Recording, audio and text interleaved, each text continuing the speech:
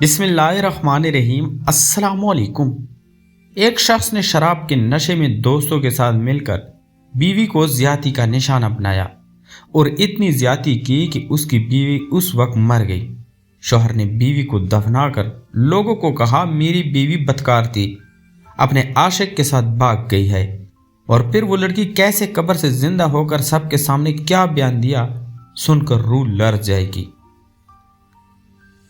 میں شراب خانے پر بیٹھا ہوا تھا۔ میرے بہت سے دوست جوا کھیل رہے تھے، بہت سے دوست ڈرگز کا استعمال کر رہے تھے۔ میں بھی ایک کونے میں بیٹھا گندا پانی اپنے معدے میں انڈیلے جا رہا تھا۔ میں نے طائرانہ نگاہ سے شراب خانے کو دیکھا۔ میں ابھی کسی سوچ میں گم ہوا تھا۔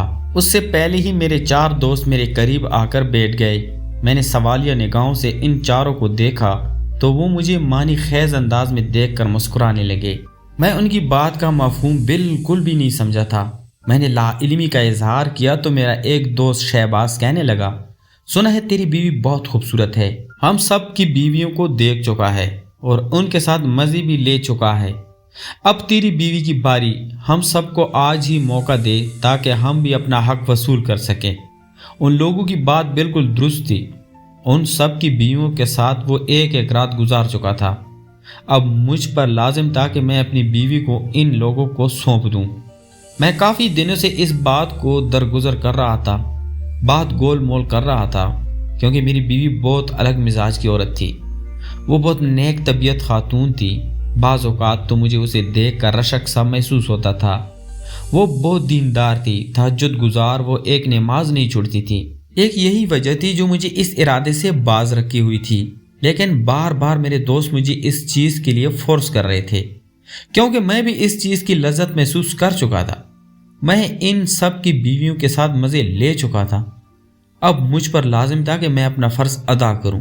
میں ایک بار پھر بات کو درگزر کرنا چاہ رہا تھا، لیکن میرے دوست یکدم ہی اپنی جگہ سے کھڑے ہو گئے اور غصے سے پھنکارتے ہوئے کہنے لگے، دیکھ فرحان، آج تیرا بہت ہو گیا ہے۔ ہم کافی دنوں سے تجھے یہ بات بول رہے ہیں، لیکن تو مسلسل ہماری نفی کر رہا ہے۔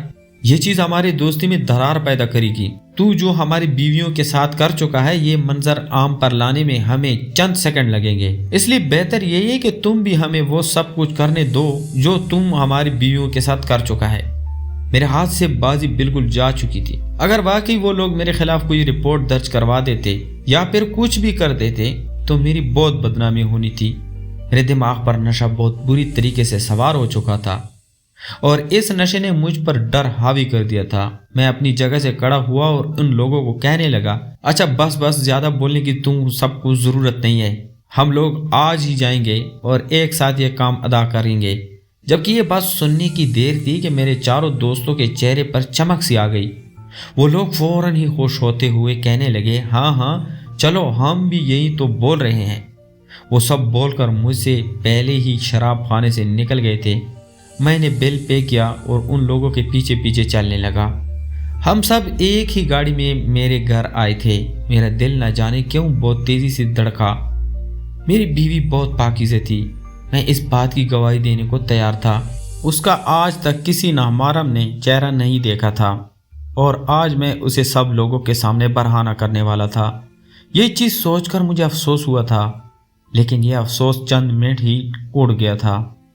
جب میرے دوست مجھے دیکھ کر چلا اٹھے تھے، مجھے مجبوراً ان لوگوں کی پیروی میں اپنے گھر کی طرف چلنا پڑا تھا۔ میں خاموشی سے اپنے گھر میں داخل ہوا اور بیڈ روم میں گھس گیا۔ میرے پیچھے پیچھے میرے چاروں دوست بھی آ چکے تھے۔ میری بیوی دوپٹے کے حالے میں موجود دنیا مافیا سے غافل نیند کی وادیوں میں کھوئی ہوئی تھی۔ ایک پل کو اس کا معصوم چہرہ دیکھ کے مجھے ترس آیا تھا، لیکن وہ ترس بھی جلد ہی چلا گیا تھا۔ جب میرے دوست نے میرے کندھے پر ہاتھ رکھا تھا، میں نے ان لوگوں کی جانب دیکھا تو وہ لوگ میری بیوی کو ہوس بھری نگاہوں سے دیکھ رہے تھے۔ اچانک ہی ایک میرا دوست میری بیوی کی جانب بڑھا اور اس کے جسم کے ساتھ کھیلنا شروع کیا۔ میری بیوی نے جب کسی کا وزن خود کے وجود پر محسوس کیا تو اس کی آنکھیں فوراً ہی کھلی تھی اور میرے بجائے کسی اور کو خود پر حاوی ہوتا دیکھ اس کی چیخ بے ساختہ نکلی تھی۔ میرا دل ڈوب سا رہا تھا، لیکن میں کچھ کرنے سے قاصر تھا۔ میرے تینوں ہی دوست اس پہ حاوی ہو چکے تھے اور دیکھتی دیکھتی میری بیوی کی چیخیں پوری کمرے میں گونج رہی تھی۔ वो इन चारों को वास्ते दे रही थी, लेकिन वो लोग कान लपेटे अपने फैल में मगन से थे। जब मैंने अपने सामने उन चारों को ये काम करते देखा तो आहिस्ता आहिस्ता मुझ पर भी हवसदारी होना शुरू हो चुकी थी। मैं मुकम्मल तौर पर नशे के अंदर था। मुझे कुछ भी समझ नहीं आ रहा था। अचानक ही मैं भी सारी चीजों को पस्ते पुष्ट डालकर अपनी बीवी पर हावी हो चुका था। हम 5 दरिंदे को औरत को नोच कसोट रहे थे और हम में से किसी एक को भी इस पर रहम नहीं आ रहा था। हम पांचों ही अपनी हवस मिटाने के चक्कर में आज एक बिनते हवा को मुकम्मल तौर पर बर्बाद कर चुके थे। हम सब जब अपना फैल करके हटे तो अचानक ही मुझे ऐसा महसूस हुआ जैसे मेरी बीवी की सांसें रुक चुकी हैं। वो कोई हरकत नहीं कर रही थी, बस बेसुध बेड पर लेटी हुई थी। मैंने उनकी नाक के पास हाथ रख कर देखा तो उसकी सांसें बिल्कुल ही बंद हो गई थी। मेरा दिल डूब के उभरा था। मैं फौरन ही अपनी जगह से खड़ा हुआ और उसको टटोलने लगा, लेकिन वो बिल्कुल ही अवश्य से बेगाना हो चुकी थी। उसका चेहरा लहूलुहान हो रहा था। उसकी गर्दन, उसके जिस्म पर जगह जगह हमारे हैवानात के निशान रकम थे।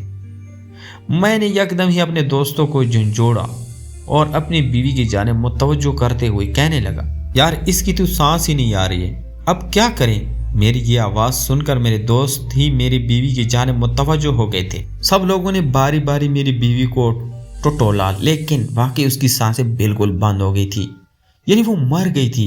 मेरे माथे पर खौफ के मारे नन्हे नन्हे पसीने चमकने लगे थे। मेरा दिल किसी सूखे पत्ते की मानद कांप रहा था। ऐसा ही हाल मेरे इन चारों दोस्तों का भी था। हम लोगों ने एक एक करके एक दूसरे की बीवियों के साथ ऐसा काम किया था, लेकिन आज मेरी बीवी के साथ ये करने के बाद जब उसने अपनी सांसें तोड़ दी तो हम पांचों की हवा खुश्क हो चुकी थी। मैंने अपने दोस्तों की जानिब देखा तो वो लोग भी मुझे परेशान होकर देख रहे थे। मैंने उन लोगों की जानिब देखते हुए परेशानी लहजे में कहा कि अब क्या करें। पुलिस को अगर मालूम हो गया तो हम पांचों को फांसी हो जाएगी। एक लड़की के रैप करने के चक्कर में हम लोग सारी उम्र जेल में भी काट सकते हैं। हम पांचों के दिमाग में अलग अलग कहानियां गढ़ रही थी। सबसे बुरा हाल तो मेरा था, मुझे बहुत से लोगों को इस बारे में जवाब देना पड़ता। लोग मेरे किरदार और मुझ पर थू थू करते। काफी देर तक कमरे में खामोशी छाई। अचानक ही इस खामोशी को शहबाज की आवाज ने तोड़ दिया और कहने लगा, देखो यार, मैंने कुछ सोचा है। इसकी अचानक ही आवाज पर हम सारे इसकी जानिब मुतवज्जो हुए। वो कहने लगा, हम लोगों को कुछ ऐसा करना है कि इल्जाम भी हमारे सर ना आए और तुम्हारी बीवी को भी ठिकाने लगा दिया जाए। मैंने फौरन ही पूछा, आखिर ऐसा हमें क्या करना होगा जिसकी वजह से हमारा दामन पाक हो जाए और ये खुद ही बदनाम हो और हम पर कोई इल्ज़ाम ना आए। तो शहबाज कहने लगा, एक काम करते हैं, हम लोग खामोशी से इसको कब्रिस्तान में जाकर दफन कर देते हैं और लोगों में ये अफवाह पिला देते हैं कि तुम्हारी बीवी अपने किसी आशिक के साथ भाग गई है। जब लोग उसे ढूंढेंगे तो ये मिलेगी नहीं, तो लोगों का तुम पर शक भी नहीं जाएगा, बल्कि सब लोग तुमसे हमदर्दी करेंगे। मेरे दोस्त की बात मुझे बिल्कुल ठीक लगी थी। हम सब ने इसी मंसूबे पर अमल करने का सोचा और फौरन ही अपनी बीवी का मैंने कफन दफन की तैयारी करना शुरू कर दी। थोड़ी देर में ही हम सारी तैयारियां कर चुके थे और एक कब्रिस्तान में जाकर जल्दी से अपनी बीवी को दफनाने लगे थे। मेरी तैराना निगाह पूरे कब्रिस्तान में थी। हम लोगों ने जल्दी जल्दी मिट्टी डाली और अपनी बीवी को दफना कर कब्रिस्तान से निकलने लगे। मैं कब्रिस्तान के दरवाजे के पास आ चुका था। मैंने एक बार मुड़कर अपनी बीवी की कब्र को देखा जो बिल्कुल ताज़ा थी। न जाने क्यों मेरा दिल बहुत तेज़ी के साथ धड़क रहा था। ऐसा लग रहा था मेरे साथ कुछ बुरा होने वाला है। हम लोग फौरन ही वहाँ से निकल गए थे। मैं अपने घर आ चुका था, लेकिन मेरी सारी सोचों का मरकज़ मेरी बीवी ही थी।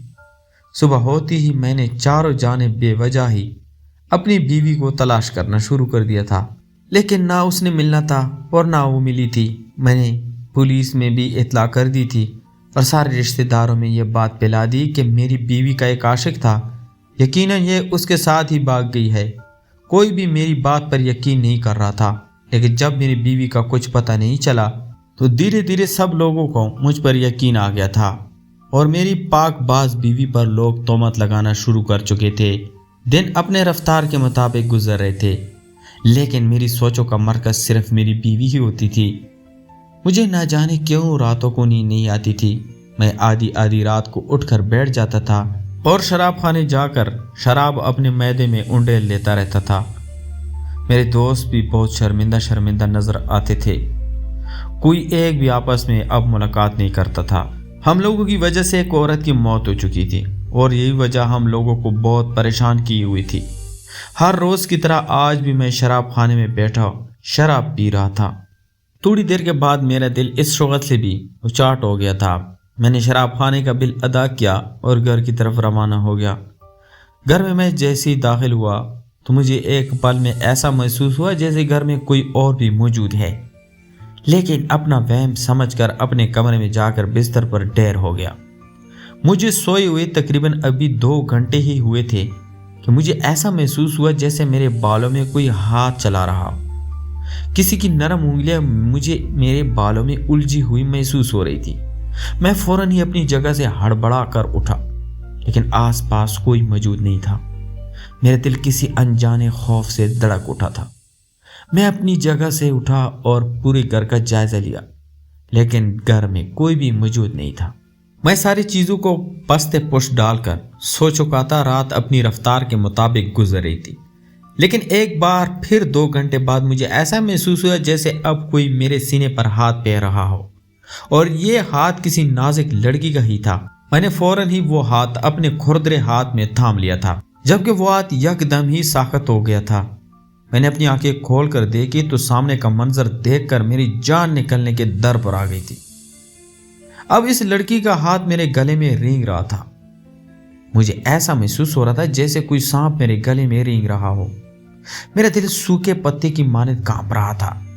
میں فوراً ہی اس جگہ سے اٹھ کر بھاگنا چاہتا تھا، لیکن اس وجود نے فوراً ہی مجھے اپنی باہوں کے حصار میں جکڑ لیا تھا اور میرے اوپر جھکتے ہوئے وہ میرے کان کے پاس غرائی تھی۔ تم نے میرے ساتھ بہت غلط کیا، میری زندگی کو برباد کر دیا۔ میں تمہیں معاف نہیں کروں گی۔ میں واپس آ چکی ہوں اور تمہیں برباد کر کے ہی دم لوں گی۔ تمہیں اور تمہارے ان 4 آوارہ دوستوں کو جب تک میں اپنے ہاتھوں سے ختم نہیں کروں گی تب تک میں تمہاری جان نہیں چھوڑوں گی۔ جبکہ میں حواس باختہ سا اپنی بیوی کو دیکھ رہا تھا، جس کو میں نے چند دنوں پہلے اپنے دوستوں کے ساتھ مل کر زیادتی کا نشانہ بنا کر مار چکا تھا اور اپنے ہاتھوں سے قبر میں اتار آیا تھا، لیکن اب اس کا میرے سامنے ہونا میرے حواس گم کر چکا تھا۔ مجھے اچانک ہی اتنی زور کے چکر آئے کہ میں واپس اپنی آنکھیں موند چکا تھا۔ صبح سویرے سورج کی روشنی کی وجہ سے میری آنکھ کھلی تو کمرے میں کسی وجود کا نام و نشان نہیں تھا۔ ایک پل کو مجھے ایسا گمان ہوا شاید میں کوئی خواب کے زیر اثر تھا، لیکن جلد ہی وہ خیال میرے ذہن سے نکل چکا تھا، کیونکہ میری بیوی کا دوپٹہ میرے کمرے کے صوفے پر پڑا ہوا تھا۔ یعنی وہ میرا وہم نہیں تھا، میری بیوی کی روح مجھ سے بدلہ لینے کے لیے آ چکی تھی، اور یہی سوچ میرے 14 طبق روشن کر چکی تھی۔ میں فوراً ہی بنا اپنی حالت کی پرواہ کیے بغیر ننگے پیر گھر سے نکلا تھا اور راستے میں اپنے دوستوں کو اطلاع کر دی کہ ایک جگہ مجھ سے ملو۔ میرے سارے دوست بھی میری ہڑبڑائی آواز سن کر فوراً اس جگہ پہنچ چکے تھے جہاں کا میں نے ان سب کو بولا تھا۔ میں نے وہاں پہنچتی ہی اپنے دوستوں کو ساری روادات سے آگاہ کیا تھا، جبکہ میرے دوست ہنستے ہوئے میرا مذاق اڑانے لگے تھے اور ہنستے ہنستے شہباز کہنے لگا، تو ایسا کہہ رہا ہے جیسے کسی نے تیری بیوی کو قبر کے اندر جا کر زندہ کر دیا ہو۔ جبکہ میں زور شور سے اپنا سر اس بات میں ہلاتے ہوئے کہنے لگا، واقعی یہ بات حقیقت ہے۔ مجھے تو لگ ہی ایسا رہا ہے کہ میری بیوی کو کسی نے زندہ کر دیا ہے۔ ایسے کیسے وہ میرے سامنے بیٹھی ہوئی تھی اور کل رات کو اس نے میرا گلا بھی پکڑا تھا، جبکہ وہ لوگ ابھی تک کہکا لگا کر ہنس رہے تھے۔ ہم لوگ ابھی باتیں کر ہی رہے تھے کہ اچانک ہی اس جگہ پر چھاپا پڑا اور 4 پولیس اہلکاروں نے ہمیں ہتھکڑیاں لگانا شروع کر دی، جبکہ میں اور میرے دوست حیران و پریشان ان پولیس اہلکاروں کو دیکھ رہے تھے۔ انہوں نے ہم 5 کو پکڑ لیا تھا اور پولیس وین میں ڈال کر لے جانے لگے تھے۔ یہ سب کچھ اتنا اچانک ہوا تھا کہ کسی کو بھی کچھ بھی سمجھ نہیں آ رہا تھا، جبکہ میں بار بار ایک پولیس والے سے پوچھتا رہا کہ آخر ہم سے کیا غلطی سرزش ہوئی ہے جو آپ لوگ ہمارے ساتھ ایسا کر رہے ہیں؟ ہم نے ایسا کیا کیا ہے جو آپ ہمیں اریسٹ کر رہے ہیں؟ لیکن کوئی بھی پولیس والا ہماری بات کا جواب دے نہیں رہا تھا۔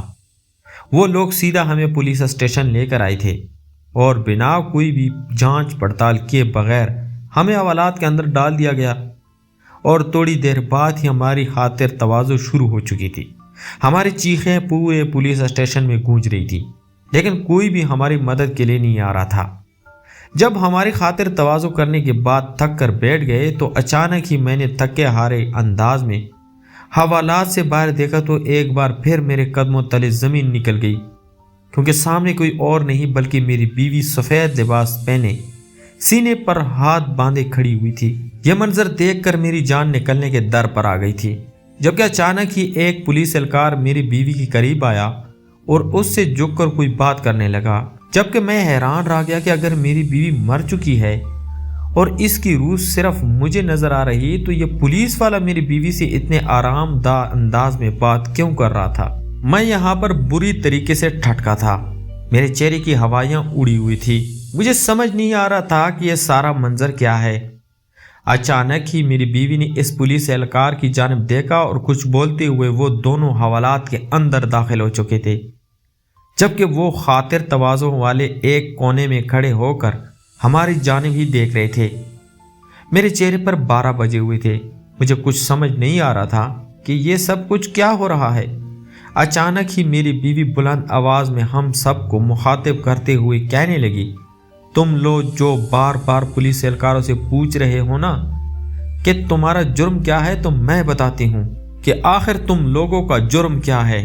جبکہ میری بیوی کی آواز سن کر وہ چاروں جو درد سے کرا رہے تھے یکدم ہی اپنی جگہ سے اٹھ کر بیٹھ گئے اور حیران نگاہوں سے میری بیوی کو دیکھنے لگے، جبکہ میری بیوی کمر پر ہاتھ رکھتی ہوئی کہنے لگی، تم لوگوں کی وجہ سے کئی لڑکیوں کی زندگی برباد ہوئی ہے، تم لوگ اتنے وحشی بن چکے ہو کہ اپنی عزتوں کو ایک دوسرے کے ساتھ بانٹ رہے ہو، لیکن تم لوگ یہ بھول چکے تھے کہ اللہ کی لاٹھی بے آواز ہے، جب وہ لاٹھی برسانا شروع کرتا ہے تو پھر سامنے والی کی آپ پکار کو سننا بھی گوارا نہیں کرتا۔ تم لوگ یہی سمجھ رہے تھے کہ میں مر چکی ہوں، لیکن اس دن مری نہیں تھی، بلکہ جب تم لوگ مجھے دفنا کر چلے گئے تھے تو اللہ نے اپنا ایک فرشتہ بھیجا تھا، ایک انسان نما فرشتہ جس نے میری جان بچائی تھی۔ جبکہ اپنی بیوی کے منہ سے ایسی باتیں سن کر میں حیران تھا، وہ کیا کہہ رہی تھی مجھے کچھ سمجھ نہیں آ رہا تھا۔ وہ مزید کہنے لگی، جب تم لوگ اپنی درندگی کا نشانہ بنا کر مجھے قبر میں اتار چکے تھے تو اس وقت میں مری نہیں تھی، میری دھیمی دھیمی سانسیں چل رہی تھی۔ اچانک ہی اس قبرستان کا گورکن اس قبر کو کھودنا شروع کر چکا تھا، نہ جانے اسے کیا ہوا تھا کہ وہ اس قبر کو مکمل طور پر کھود چکا تھا اور اس نے مجھے باہر نکال لیا تھا اور مجھے بے ساختہ اسپتال لے کر بھاگا تھا۔ وہ یہ سب کچھ کیوں کر رہا تھا یہ تو میں بھی نہیں جانتی تھی، میں مکمل طور پر ہوش میں نہیں تھی، لیکن میں ساری کارروائی اس گورکن کی دیکھ چکی تھی۔ ہسپتال والوں نے فوراً ہی میرا علاج شروع کر دیا تھا اور اللہ مجھے دوبارہ زندگی دینا چاہتا تھا۔ جب ہی میری زندگی مجھے لوٹا دی گئی تھی تاکہ میں تم جیسے حیوانوں کی عبرت کا نشانہ بنا سکوں۔ تم لوگوں کے خلاف میں پولیس کو بیان دے چکی ہوں اور میڈیکل رپورٹ بھی پولیس کے پاس پہنچ چکی ہے کہ تم لوگوں نے میرا ریپ کس طریقے سے کیا تھا۔ بہت جلد ہی تم پھانسی کے پندے پر ہوں گے۔ جبکہ میری بیوی یہ بول کر وہاں رکی نہیں تھی، وہاں سے چلی گئی تھی اور ہم چاروں ایک بار پھر ان پولیس اہلکاروں کے حوالے کر دیے گئے تھے جو صبح سے ہماری درگت بنا رہے تھے۔ کچھ دنوں بعد ہی ہمارا فیصلہ عدالت میں پہنچ گیا تھا اور عدالت نے ہم پانچوں کو عمر قید کی سزا دی تھی۔ جبکہ آج بھی میں اپنی بیوی کے بارے میں سوچتا ہوں تو میرے رنگوٹے کھڑے ہو جاتے ہیں، کیونکہ میں نے باقاعدہ اپنی بیوی کی سانسوں کو روکا محسوس کیا ہوا تھا۔ تو اس دن اسے کون زندہ کر گیا؟ وہ کیسے اس دنیا میں واپس آ گئی؟ اچانک ہی میرے دماغ میں غوث الاعظم کا وہ واقعہ آیا تھا جب وہ مردوں کو زندہ کر دیتے تھے۔ ایک روز غوث اعظم عبد القادر جیلانی ایک جگہ سے گزر رہے تھے کہ ان کی نظر 2 آدمیوں کی جانب پڑی۔ انہوں نے جب محسوس کیا کہ وہ دونوں آدمی آپس میں لڑ رہے ہیں تو وہ قدم با قدم چلتے ہوئے ان دونوں کے قریب کھڑے ہو گئے اور ان کے معاملے کو سمجھنے کی کوشش کرنے لگے۔ ان دونوں میں ایک عیسائی مذہب سے تعلق رکھتا تھا جبکہ دوسرا مسلمان تھا۔ عیسائی مذہب کا آدمی کہنے لگا، ہمارے نبی تمہارے نبی سے افضل تھا۔ یہ بات سن کر غوث اعظم کے ماتھے پر شکنوں کے جال بچھ گئے، جبکہ دوسرا مسلمان آدمی فوراً ہی کہنے لگا، ایسا نہیں ہو سکتا، حضور محمد صلی اللہ علیہ وآلہ وسلم سب سے زیادہ افضل تھے اور وہ کہنے لگا اچھا تم اپنے نبی کی کوئی کرامات بتاؤ، میرے نبی تو مردوں کو زندہ کر دیتا تھا، اور اس بات کا ذکر تو قرآن پاک میں بھی موجود ہے۔ مسلمان آدمی خاموش ہو گیا کیونکہ وہ اتنا مذہب کے بارے میں نہیں جانتا تھا۔ غوث اعظم فوراً ہی اس آدمی کے پاس پہنچے اور اسے بازو سے پکڑ کر جھنجھوڑتے ہوئے کہنے لگے، تم ایسے کیسے کہہ سکتے ہو کہ میرا نبی افضل نہیں ہے؟ میں مانتا ہوں کہ عیسیٰ علیہ السلام اللہ کے نبی ہیں اور میں ان پر یقین رکھتا ہوں، لیکن حضور محمد صلی اللہ علیہ وآلہ وسلم آخری نبی ہے اور میں ان کا غلام ہوں۔ تم کہتے ہو میرا نبی افضل نہیں تھا، تو میں غلاموں کا غلام ہوں، چلو میں تمہیں آج مردہ زندہ کر کے دکھاتا ہوں۔ جبکہ وہ آدمی یہ بات سن کر حیران ہو گیا اور غوث اعظم اس کے ساتھ بہت پرانی قبر کے پاس آئے۔ وہاں پہنچی ہی وہ آدمی کہنے لگا ایسا تو ہو ہی نہیں سکتا۔ انہوں نے بولا اگر یہ قبر میں موجود شخص زندہ ہو گیا تو کیا کرے گا؟ وہ بولنے لگا میں آپ کے پیروں میں ساری زندگی گزاروں گا۔